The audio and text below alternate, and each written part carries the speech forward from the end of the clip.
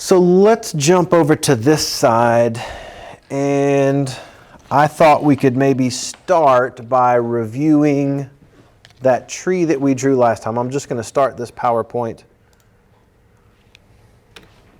And the first slide that we see is the same chart that we got when we were looking at protist, when we were looking at that branch of the eukarya domain. So these are all made out of eukaryotic cells. 3 of these don't belong to protist. So when we had this before, we crossed off land plants, we crossed off fungus, and we crossed off animals. Anything left over that wasn't an animal, a fungus, or a plant was a protists. So these choanoflagellates, those we didn't cross off the list, those are going to be protists, and they're the closest living protist to animals. So we were drawing this branch right here of the phylogenetic tree last time. Maybe we can put that back up. I'll just try it with this color. We'll start, I think maybe the easiest thing to do for me in listing these things would be to list the phyla examples, and then we'll talk about why they are part of the animal group or why they just missed out on being part of that animal group. So maybe help remind me of some of the things that we mentioned last time. We listed, for example, these choanoflagellates. We can see they're a protist. They're the closest living protist to animals.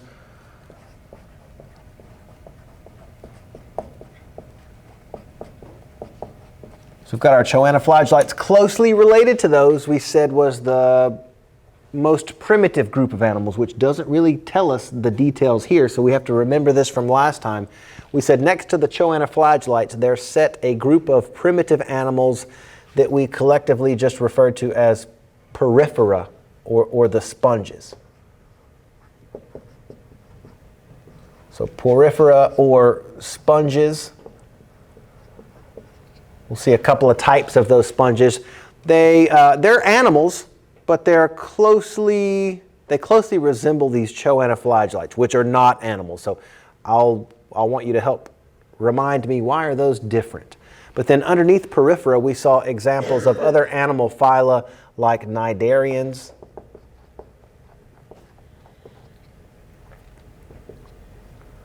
I'm just going to put the phyla name, which is cnidaria, ending in an A.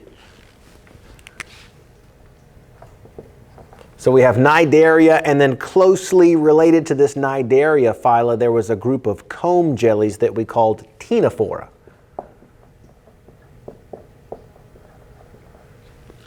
We'll talk about how these are all related to one another in just a second. Let me list the bilaterally symmetrical organisms that we're going to see. There is the phyla Platyhelminthes.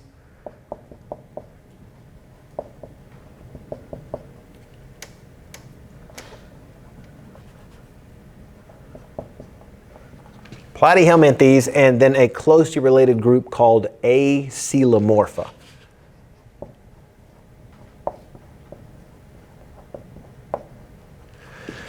After these two groups, it got more general because we're going to spend next week kind of diving into these other groups. But we needed to know there was a large group called the deuterostomes. And then another group that were formerly called proterostomes, but that group we said was split into 2 new groups, what we called the Lophotrochozoans and then the Ecdysozoans. We've got our list on here, so let's now maybe talk about how these are related. We said that we'll just do this in blue. We'll see that Lophotrochozoans and Ecdysozoans are closely related to one another. In fact, we said that this group, that group right there, was formerly known as proterostomes.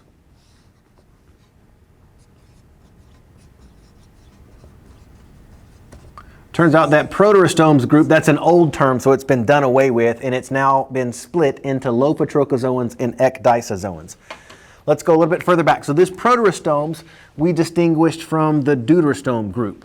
So we We had, at one point, in an old phylogenetic tree, either deuterostomes or the proterostome branch, and we've, again, separated the proterostome branch.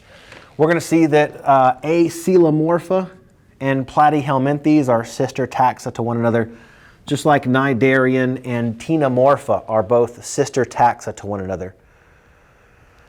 So let's connect these two things. We're going to see that the flatworms are bilaterally symmetrical, just like all of the deuterostomes, Lophotrochozoans, and Ecdysozoans. So we connected those branches like this. We're about to list the characteristics that separate those branches. But I'm going to connect Cnidarians to these bilaterally symmetrical organisms. So we've got that.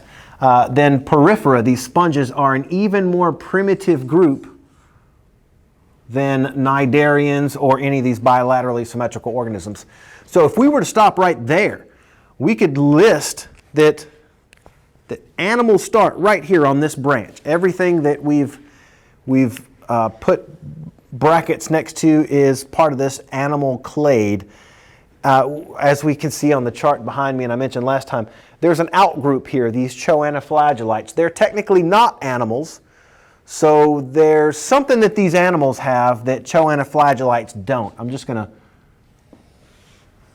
for the drawing's sake, connect these two things. That branch right that we're seeing is this branch that led to the tree of all eukaryotes. So we'll just say eukaryotes. So we've got our branch of eukaryotes, and when we're looking at eukaryotic organisms, there was something right here that happened that is a characteristic, one of the characteristics that we listed that all animals have. It separated these choanoflagellates from animals. Does anybody remember what that is? We listed this group. I wish I could fit this name in there a little bit better, but metazoa. This branch represents metazoa, all of the animals. But we said last time, if we were to look at this branch, we could see metazoa. There's two possible branches that we could take. There is one branch of the animal tree that we called parazoa, and the other branch we called eumetazoa. You spell that right? Metazoa. So what was the difference between metazoa versus eumetazoa? One question. And I guess my first question was, what's the difference between metazoa and these choanoflagellates? Why are these choanoflagellates not included into this animal group? And if we've forgotten what those things look like, let me see if I can find a picture. If you have the answer in mind, you can go ahead and throw it out there too. There are those choanoflagellates. That's what it looks like. We can see these individual choanoflagellates. They've got a flagella. They've got these microvilli that form this little collar. There they are working together. Why is that thing not an animal? Yes, that's exactly right. Sorry if I didn't pick up on that earlier. Choanoflagellates, we can see more than one cell there, but all of those cells are doing the same thing. So we refer to this as a colonial organism. Whereas all of these animals are going to be multicellular. So the characteristic that is one of the things that all metazoa have is multicellularity. So we'll fit in multicellular there for all metazoa. That's going to include things like the sponges. So sponges, I know this is a small picture of a sponge. Let's just go ahead and look at a bigger picture of a sponge.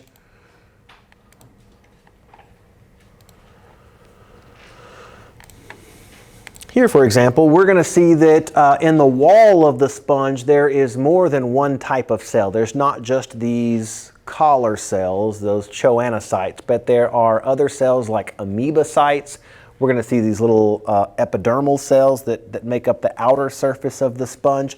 So there's more than one cell, and each cell is doing a completely different task. So that's multicellular. All animals are multicellular. Why then what's the difference between parazoa and eumetazoa? What does this branch have that the other branch doesn't have?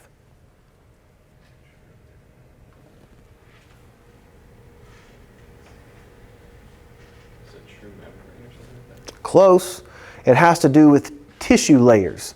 So eumetazoa, all of the cnidarians, the platyhelminthes, and any of the deuterostomes, or formerly known as protostomes group, all of these are going to have some type of tissue layer.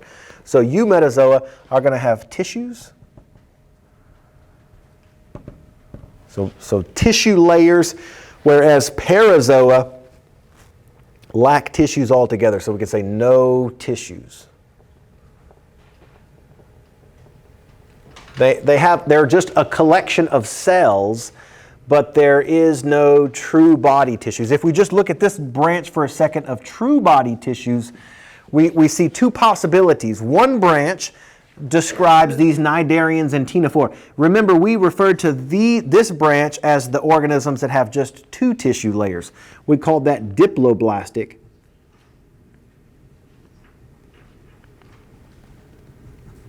So diploblastic refers to these things having two germ layers or two tissue layers.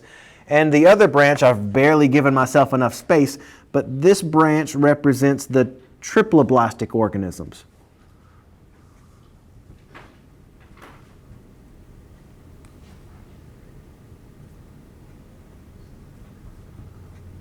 So triploblastic, that tells us 3 germ layers, and there's something else that we can associate with that. Anytime we see 3 germ layers, we know that all of these organisms are also going to be bilaterally symmetrical.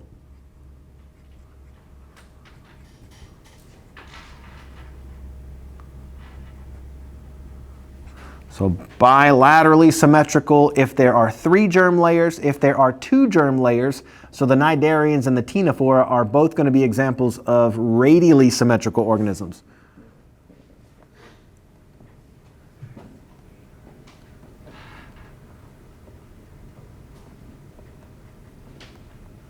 So radially symmetrical if there are 2 germ layers, bilaterally symmetrical if there are 3 germ layers, and if there are no germ layers at all, if there's no tissues present at all, it has no symmetry. So these parazoa, the sponges, are going to be asymmetrically arranged. So we'll call them just asymmetrical.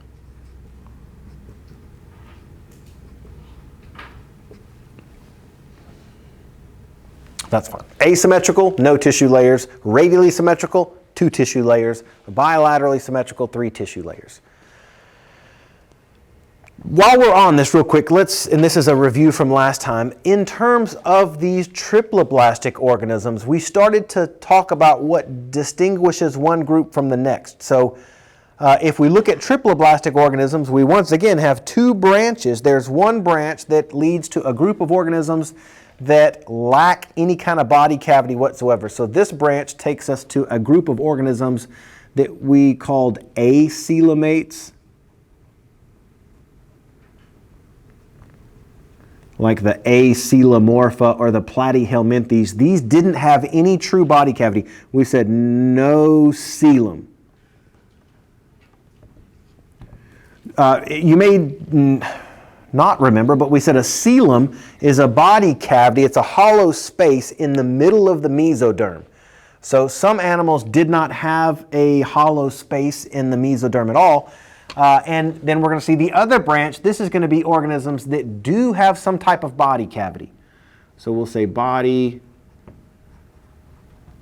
cavity versus the ones that don't have a body cavity. But what we also distinguished last time is that if there was a body cavity, it's either a false body cavity or a true body cavity. True body cavities are in the middle of the mesoderm.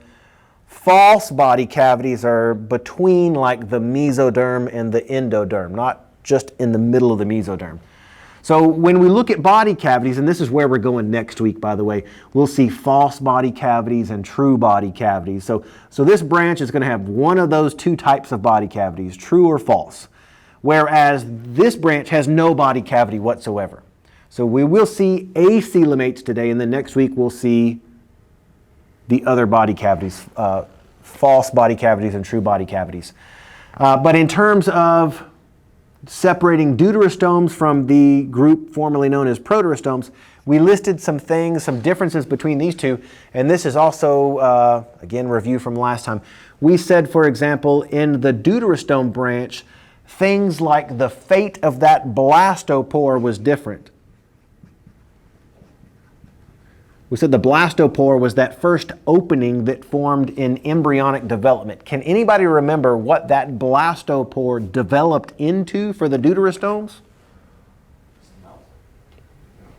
The opposite. So the blastopore in deuterostomes becomes the anus, and it's the opposite in this branch that led to lophotrochozoans or ecdysozoans. The blastopore became the mouth.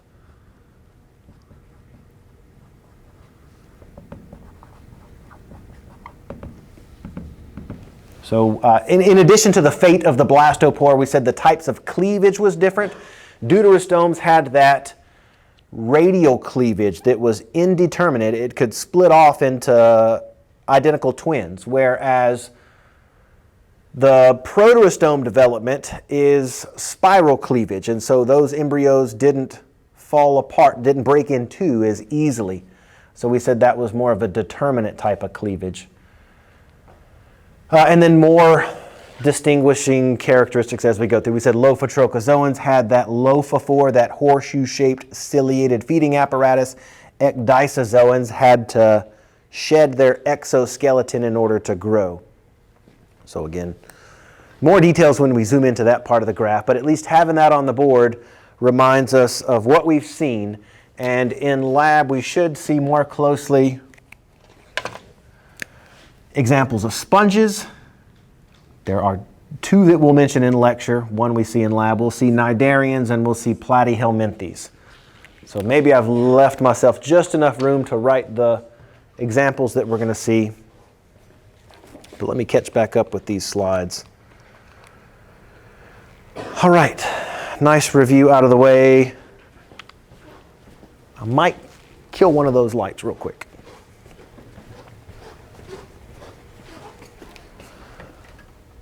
Yeah.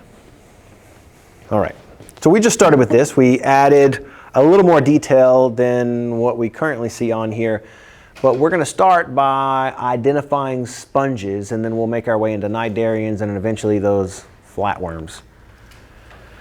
We did this last time, I think. I've done it a couple times where I've just asked people to list whatever animals are right off the top of your head. And every time we do that, it seems like 9 out of 10 of those animals are vertebrates like us. And we said that's kind of the opposite of species diversity in terms of animals in the first place. If we look at all of the animal diversity on the planet, about 90% of those animals are animals without a backbone, these invertebrates. So we have 3 lectures, I think, where we cover different types of invertebrates, and then we finally get into animals with an actual backbone. So invertebrates are most animals, and when we start thinking about most animals, we'll start with sponges and we're going to make our way down. And there's one big advantage that we see as we go from sponges to things like cnidarians and platyhelminthes. And that's going to be that these primitive animals like sponges that lack any type of tissue, these organisms have to ingest their food directly into cells. This is what we're going to call intracellular digestion. The food particles have to be small enough to be absorbed inside the cell. Versus extracellular digestion, something that starts with the cnidarians and is continued with the flatworms and everything else past that. Extracellular digestion is a huge advantage because it allows these organisms to take in food particles that are larger than just one cell. Here's what that looks like. This on the left here shows us a collar cell. It's doing this intracellular digestion where the food particles that it's grabbing out of the water column are smaller than the cell. It can only pull in things that are smaller than the cell. And it passes the food particles off to another type of cell that we can see down here. This is how a sponge feeds. We know sponges are multicellular. That's what puts them into this metazoa group. And we can see 2 cell types right there. There's the collar cell that picks up food. And then we've got an amoebocyte that can't pick up its own food. It is dependent on this collar cell to convey food to it. Both of these are examples of this intracellular digestion, so very tiny food particles that have to be small enough to be pulled inside the cell itself, versus extracellular digestion. Over here we have a cross-section through one of these diploblastic organisms. You can see two germ layers. There's an inner layer of cells and an outer layer of cells. We're going to see these diploblastic organisms have a gut sac, what's called a gastrovascular cavity. It is basically a hollow tube so food goes into this tube, the same place that waste goes out. So that mouth could also be considered the anus. Food and waste use the same hole. As food goes into this cavity, we can see that the food item that's swallowed can be larger than the individual cells. That digestion takes place external, outside of the cells, in this gastrovascular cavity. And once that digestion has broken the food items down to small enough pieces that they can be absorbed by the cell, now we have absorption of nutrients. So digestion takes place externally, and then the cells absorb the resulting nutrients. So intracellular digestion in sponges, and then extracellular digestion in cnidarians that have this gastrovascular cavity. Okay, now our first phyla that we look at in a little more detail, and that is this group called sponges. There are two phyla that we need to be aware of, and I was hoping to find examples of both of them, but there are only two. I'll just list them like this. The two phyla of sponges that we need to be aware of. The one that we have over here in lab is making its spongy material out of calcium carbonate. They're called the calcium sponges. The phylum is Calcarea. And we'll see another type of sponge, at least pictures of it in the PowerPoint, where there's a sponge that builds its spongy skeleton out of silica minerals. These are called glass sponges. The phyla is Silicea. So two phyla of sponges. We're going to see, when we look inside this phyla of cnidarian, there's going to be 4 classes that we'll need to be aware of, and then 3 classes of platyhelminthes, but I'll fill those in as we get a little bit closer. Sponges, let's talk about those first. So we see there are 2 possible phyla: Silicea, these glass sponges, or Calcarea, what we'll call the calcium sponges.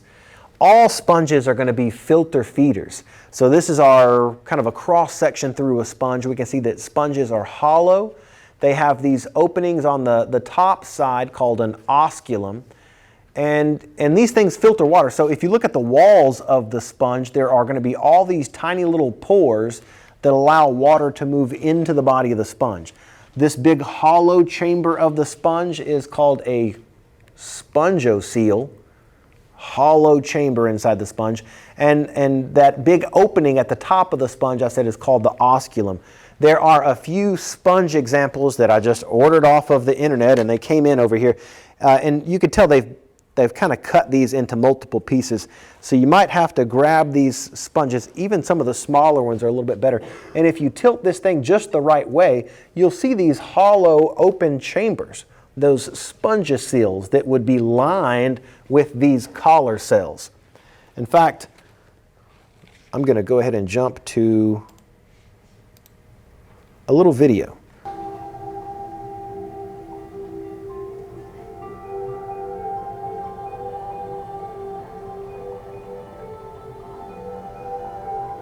We've got the inside lining of that sponge lined by these collar cells. They're the one that has the flagella that's responsible for creating this current that pulls water through the sponge and then out that osculum. But the collar cell isn't the only cell. It's maybe the most notable cell because it's the one that captures the food on its little collar, these collection of microvilli, and then it conveys that nutrient to the other cell types. One other important cell type to mention is called the amoebocyte. If I go back to this picture, these cells that we see making up the outer surface of the sponge are called epidermal cells. So we have these outer epidermal cells. There are choanocytes that capture food, and then amoebocytes, whose job it is, these things are like messengers, I guess. Their job is to deliver nutrients around the wall of the sponge. So collar cells are fixed, but if we go back to these amoebocytes, I can point to these amoebocytes right there. Once they pick up food from the collar cell, they can move up and down the wall of the sponge. They deliver nutrients is one thing that they do.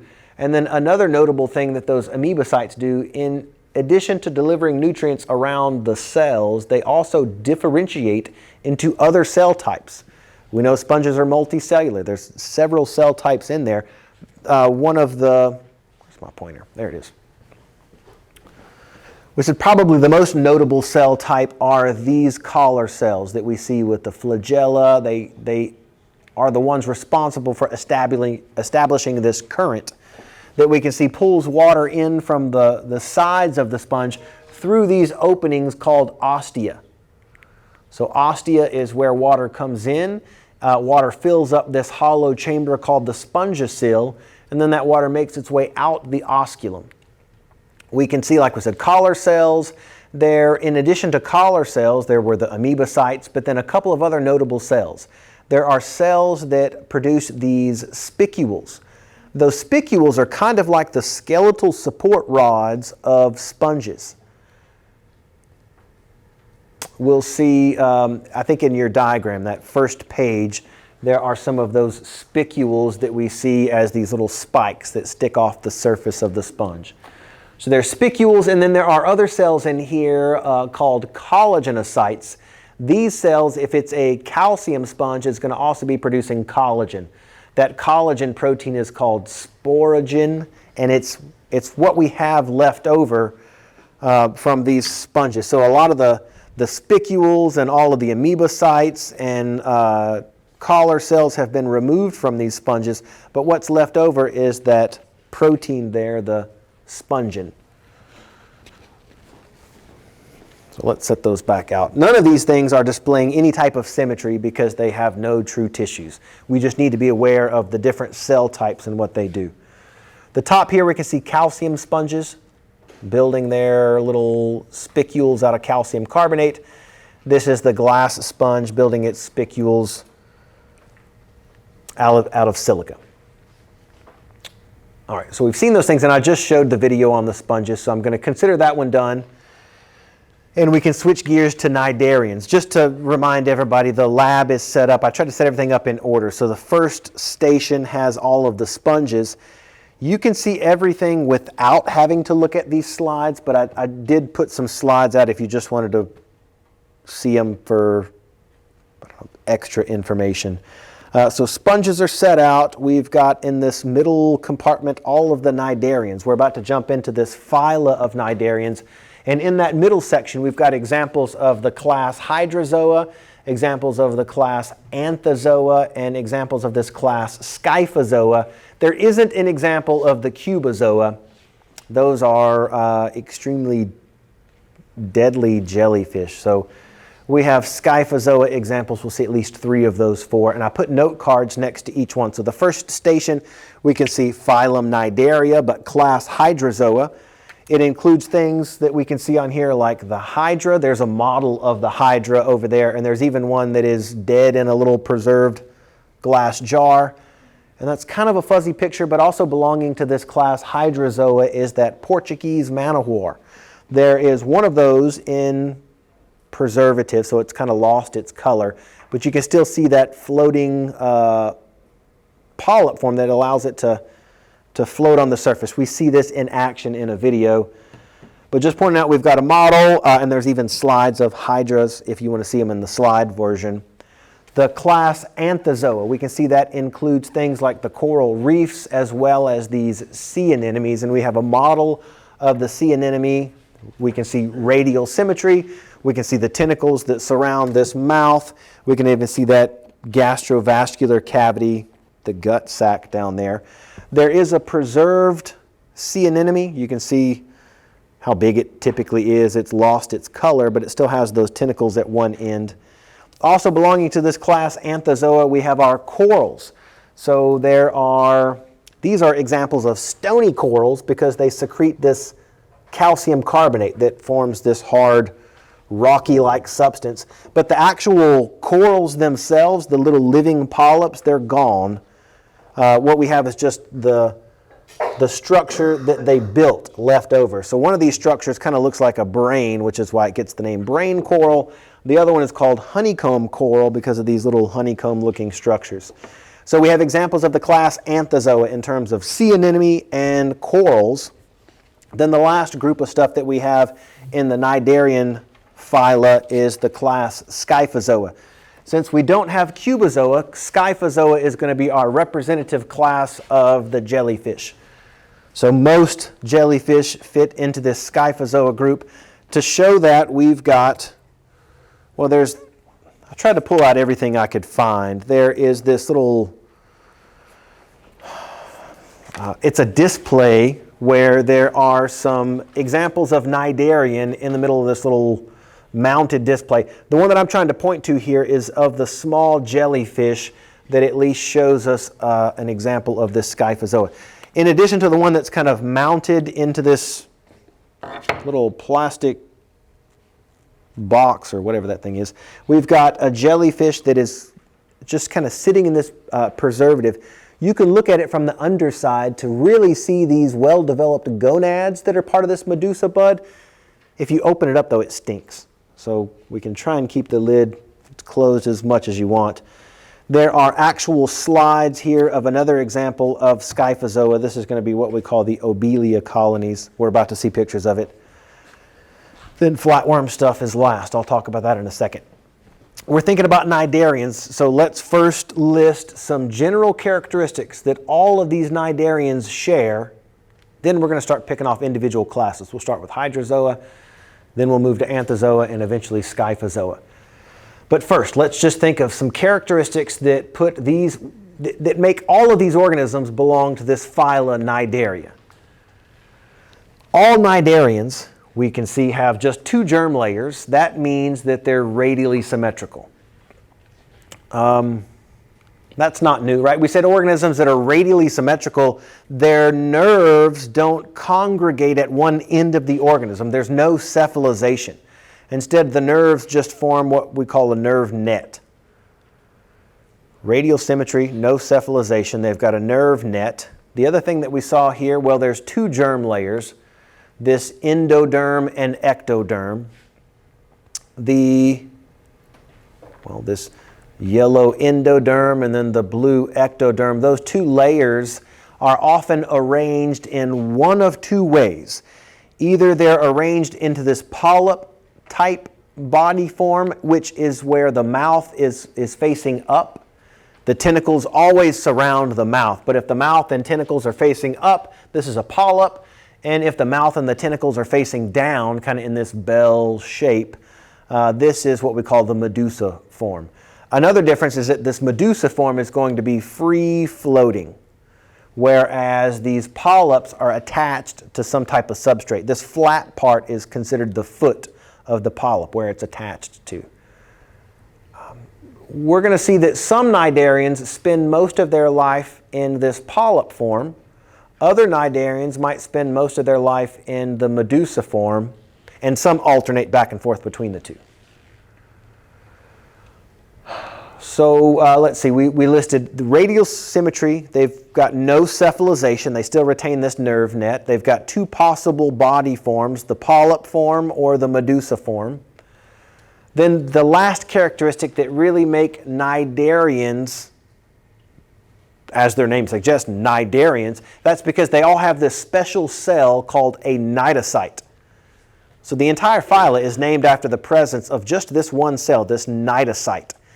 There's the nucleus of the cnidocyte. That cnidocyte, it has a couple of interesting organelles. One of the organelles that this cnidocyte has is a harpoon-like structure called a nematocyst.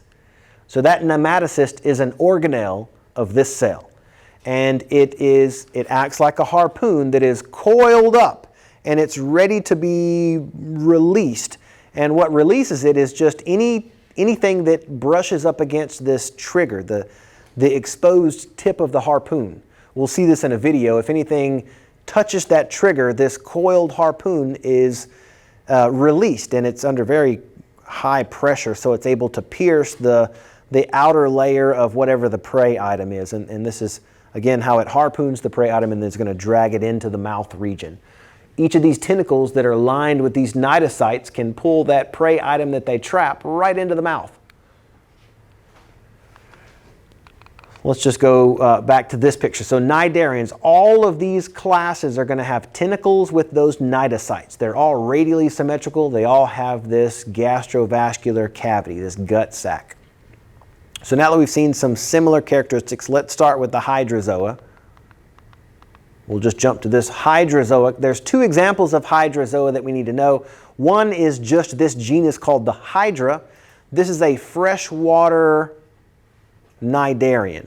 Here's an actual picture of it. You can see once these hydras store up enough nutrients, they're capable of reproducing asexually. So this one hydra doesn't need to find a mate at all. It can convert some of its own cells to a brand new organism. Each of these little buds that we see popping off, these are examples of asexual reproduction. This thing is just cloning itself. It's made 3 clones that are about to pop off and be totally detached from this hydra.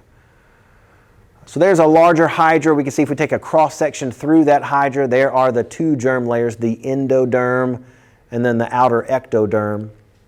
There's that gastrovascular cavity we can see doing that extracellular digestion. Let's see a hydra in action, though. All right, so hydra. We can see fresh water, we can see tentacles, we can see radial symmetry. They've got some unique characteristics, that regeneration, yeah. So would this part be the bud? That's right, yeah, that's a reproductive bud. So that's asexual reproduction. It's just making a clone of itself. So that's the hydra. Here's the other example from that class, hydrozoa, that I talked about that we need to be aware of, this Portuguese man-o'-war. And I'm about to show this video, but I just want to plug, there are these other 2 classes that we need to be aware of, Scyphozoa and Cubozoa. Scyphozoa is where you find all of the jellyfish. So this video clip that I'm about to show of the Portuguese man-o'-war starts off by showing us normal jellyfish, which we are going to recognize as belonging to Scyphozoa. So let me find this Portuguese man-o'-war video. This is my favorite one. Crazy. Let's jump back to the slides for a second because we were talking about hydrozoa. That's our first class. The second class, if we want to list these things so that we don't forget where we're at, in terms of cnidaria, let's pull this thing out and well, we'll have to list 4 classes, and hopefully I've given myself enough room to write these things. The first one that we've listed is hydrozoa. The next one that we're about to see is anthozoa. Then we have Scyphozoa. And then at least mentioning it in lecture is Cubozoa.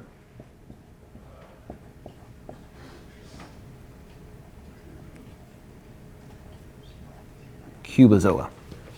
So 4 classes of cnidarians. The first 3 we're going to see in lab. So we've seen examples of hydrozoa, the hydra and the Portuguese man-o'-war. So the next class is the anthozoa class. It's going to include these corals as well as the sea anemone. We have the model of the sea anemone, and there are those stony corals over there. But well, in fact, before I get any further into that, let's see one of these corals in action. This is maybe my second favorite video that I found because this is actually fascinating. It reminds me of when we talked about what a lichen is. Remember, a lichen is 2 things. It's part fungus and it's part photosynthetic organism. Turns out a coral is also 2 things. So we don't have to know the details of coral bleaching, but what it is, we need to know that it's a symbiont. It's an animal that has a plant symbiont living in it. And when water temperatures get too warm, that link between the symbiotic relationship breaks, and that's what causes the coral to die, or that coral bleaching. Where are we? So we're just talking about corals and sea anemones that belong to this Anthozoa class. This is just, I wanted to try and find some life cycle of a coral. And since these things, remember when we were talking about lichens, we said lichens were part fungus and they were part photosynthetic organism, like a green algae. And fragments of a lichen could break off, and as long as there was a part fungus and part algal component, it could land and regrow into a new fungus. We can see corals can also reproduce that way through fragmentation, as long as there's some animal symbiont, part animal and part plant that are broken off together. These fragments can land and to grow into their own coral reef. Like the lichen, and I'm just thinking that you're picturing the lichen that we were seeing on the slide. When we were looking at the fungal part of the lichen, remember the fungal part of the lichen still produced those cup-like structures that made spores. That was the ascocarp part of the fungus. We'll see that the animal part of the coral still produces sperm and egg that can be released into the water column and can meet somewhere, miles away, where they land and develop a new coral reef somewhere else. The sperm and egg could become fertilized right there on the coral reef and without drifting far away either. So there's a few different ways in which these corals can spread. We don't have to know any of them. What we need to really know is the corals, like we said, are like the lichens in the sense that it's a symbiotic relationship between two partners. In this case, one is an animal partner, the polyps, and then the other one is a plant, an algae, a photosynthetic organism. All right, so then that takes us to the last two groups here, the last two classes in Cnidarian, and that's going to be, we'll see them both together, Scyphozoa and Cubozoa. Both are jellyfish. One of them has more potent tentacles than the other. So let's see just a couple of short videos. This is the one of Scyphozoa. The dark depths of the sea.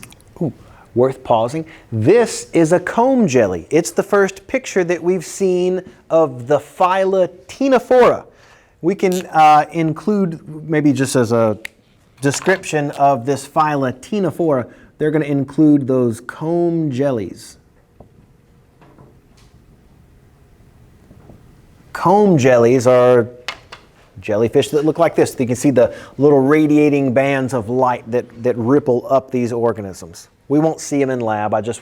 We saw it in the video, so I wanted to stop and point out that is a comb jelly. Okay, so that is Scyphozoa. What about this Cubozoa? How is that any different? There is, again, it's a very short video. I just want to show how these cnidocytes are released. There's a good little video clip in here of showing that cnidocyte being thrust into a prey item. So some of the venom there can paralyze you. Some of it can cause your heart to stop. There's a whole mix of different toxins in there, and it's so potent. Like we said, the Cubozoa, that venom is considered to be the most venomous or toxic venom of any animal on the planet. Let's look at an actual picture of one of these jellyfish. There is, like I mentioned, these oral arms, those big muscular structures that kind of hang down and they surround the mouth. So if you look at the diagram you have, there should be a circular mouth area that is surrounded by these oral arms. And then around the very perimeter of this medusa, we can see dangling those tentacles. And then on this diagram, those little rounded structures are the gonads, but we saw in a couple of videos, these things are the gonads on the jellyfish, those horseshoe-shaped structures. Okay, so we have our parts of a typical medusa, and we know in Scyphozoa that these medusa actually originate from a polyp form. For whatever reason, I think it's the overhead projector that is kind of pixelated. It's hard to read those words, so I'm going to jump to this picture, which is the same thing. It's just the life cycle of this obelia.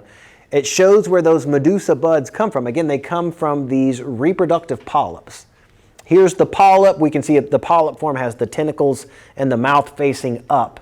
And we'll notice some of these polyps with the tentacles and the mouth part, those are going to be what we call feeding polyps. Here are all of those feeding polyps with the tentacles. Their job is to capture food particles and absorb the nutrients. With that stored up nutrients, what this organism does is it puts off these reproductive buds. You'll see that reproductive buds don't have any tentacles at all. Instead, they have those medusa buds that pop off. In that little video that we were showing, you could see those little medusa buds that were swimming off of the branch of the polyp tree that we called a reproductive polyp. Those free-swimming medusa are the ones that have the gonads that are releasing either sperm or eggs. Those meet in the water column. The zygote drops down to the ocean floor and grows into another one of these polyp trees. So this video is also very short. It just shows what you'll see on the Obelia slide. There's no sound on this one, so I'll just narrate. And what I like about that first picture right here is that it shows us a great example of what this Obelia colony looks like. So here's one long branch, and we can see off of this long branch there are these feeding polyps that have the tentacles and the mouth part. That is different from these reproductive polyps. You can see the reproductive polyps, those are each individual medusa buds that are waiting to pop off.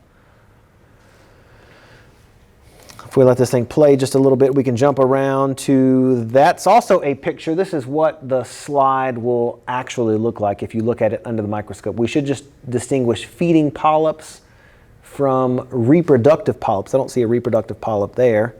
But there are some reproductive polyps. You can see those medusa buds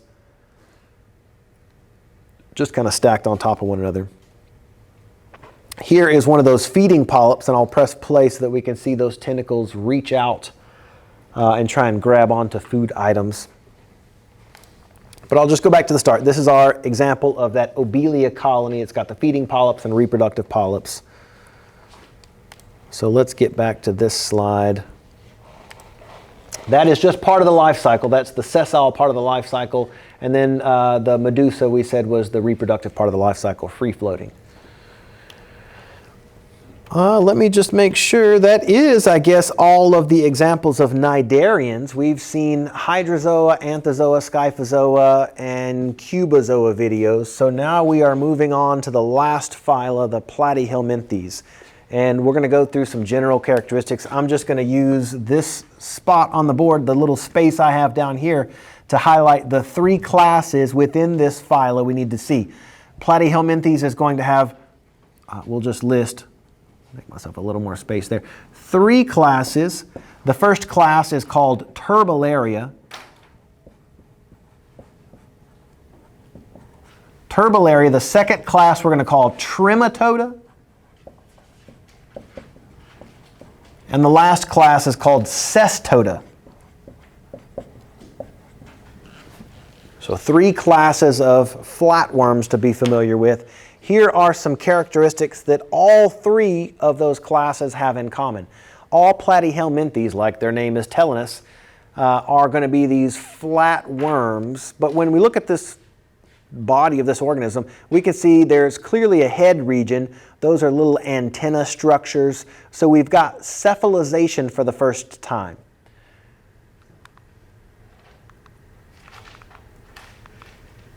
Okay. This tells us something, like anytime we see bilateral symmetry, we can automatically know that we're looking at an organism that's triploblastic. So now we're at this branch of the animal trees where triploblastic organisms could either have no body cavity whatsoever, which is what we're looking at here, or another branch that we're going to investigate next week are going to have some type of body cavity. Platyhelminthes are the first branch we see that lack any kind of body cavity whatsoever. They still have this gastrovascular cavity, which is just a gut sac. So the mouth and the anus are the same thing. One opening for nutrients to go in and for waste to come out. These things are relatively flat. We'll see this in a video. These being so flat, this provides a lot of surface area. And that's going to be how nutrients are distributed throughout the body of this planaria. It's going to be just distributed by diffusion. The surface area allows, how can I say that? Let's look at it this way. This branched gastrovascular cavity has sufficient amounts of surface area so that nutrients can just diffuse through the body of this organism. We don't see any complex circulatory system set up to diffuse nutrients in one direction or the other. There's enough surface area for nutrients to diffuse throughout the body of this organism. That's what we're talking about here. It's flat and it's thin enough for nutrients just to diffuse through the body of this organism. What else? If I go back to, these pictures, we can see flatworms that come from freshwater environments have lost a lot of their pretty colors. They're pretty much drab colored. Versus the marine flatworms, all of these marine flatworms are very colorful. In fact, this little video shows you the motion of one of these marine flatworms. You can also see from this video how thin these things are. Here's just a little swimming flatworm. You can just see it take off in the video. Extremely flat enough that it can use the little flaps of the sides of its body for mobility, to swim through the water. So very flat, also very colorful and showy, as all of these marine flatworms are. So we'll pause that for a second just to go back here. We're talking about these marine flatworms, and to take a step back, free-living flatworms. These are belonging to that class Turbellaria. Freshwater flatworms we call planaria. Marine flatworms are just called marine flatworms, but they're much more colorful than planaria.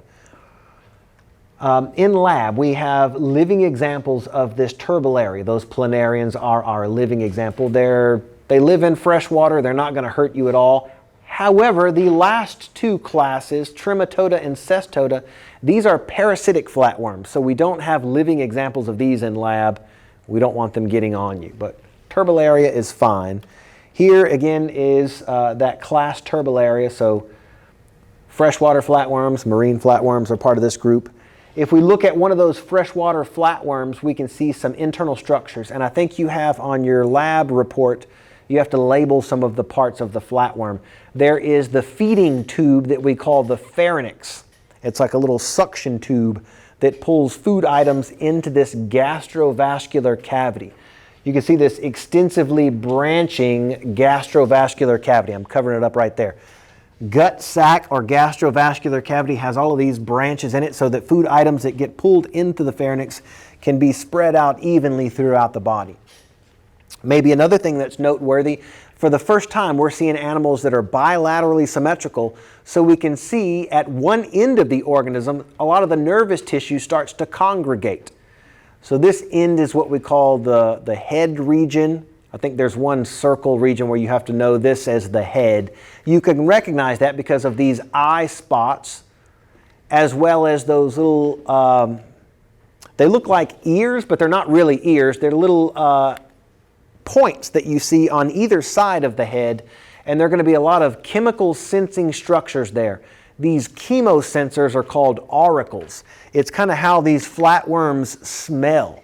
And there's a video that I didn't pull up, but it shows if you put these flatworms in a maze, they can actually follow wherever there's nutrients because they're sensing the presence of nutrients with these auricles. So think chemosensors on the side of the head. Again, we're seeing cephalization, so nerves that are specialized for recognizing visual cues or picking up chemical cues are congregating at one end of this organism.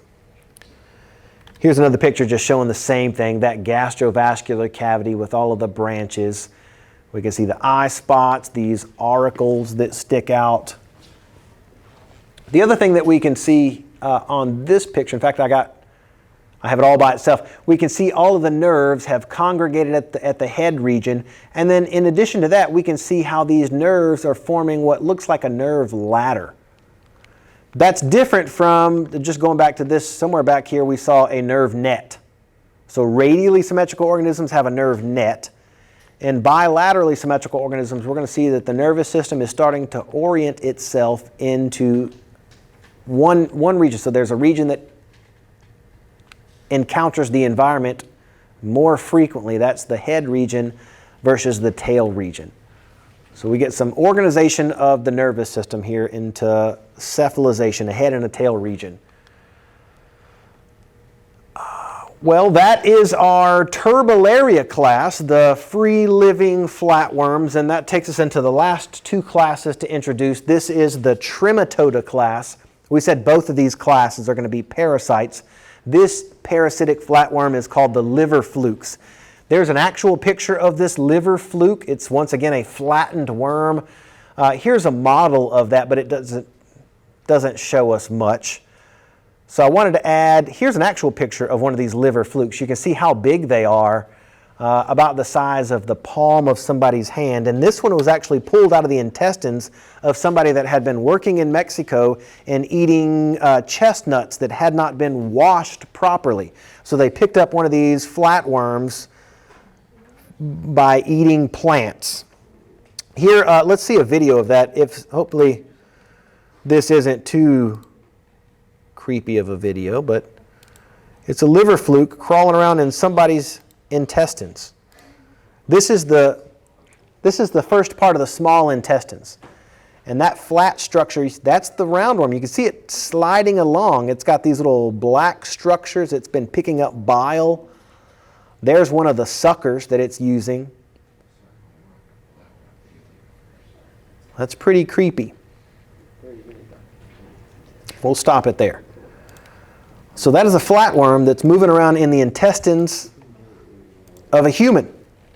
And if we look at a sketch of one of these liver flukes, this is the same picture that I've just made a copy of, and I've set it out over there on that side of the room for your lab station for liver flukes. Here's what we can look at inside the liver fluke, and I think you might have some sketches like this maybe in the class handout. It might just be over there in the lab. But I know there's something in that class handout where we have to know that these Trematoda, the liver flukes, they're parasitic. And one of the things that helps animals that are parasites reproduce is the fact that a lot of parasites are hermaphrodites. They have both male and female reproductive organs. And I tried to put these things up on the board. It turns out that, again, the pixelated projector is making it difficult to read the words over here that are smaller print. So I'll just explain what these words are. This is a less descriptive picture, but at least the labels are easier to see on this example of a liver fluke. Look at how maybe the first things to point out are these attachment points of the liver fluke. It has this oral sucker kind of at the tip. You saw that in the video, that little hole that was opening up. There's an oral sucker, and then there's also a ventral sucker. Both of these are attachment points for the liver fluke. It uses these two things as its foot to kind of attach and move through the GI tract. In addition to these oral suckers and ventral suckers, there are structures that we see that are part of the digestive system. This cecum, you can think of that cecum as a digestive tube that goes down either side of this organism. Over here, they've even labeled some of those things. There's an oral sucker, there's an esophagus, there's a gastrovascular cavity. So the liver flukes have a digestive system. Then the other series of tubes that we can see, like right underneath this oral sucker, there is a series of tubes that make up the uterus. And then even down further in this organism, there are these little clusters of glands. Over here, these clusters of glands, those are the sperm ducts. So in one liver fluke, we can see female reproductive structures, the ovaries, and we also see testes, the male reproductive structures. That makes sense for parasites to be hermaphrodites. They've got both male and female reproductive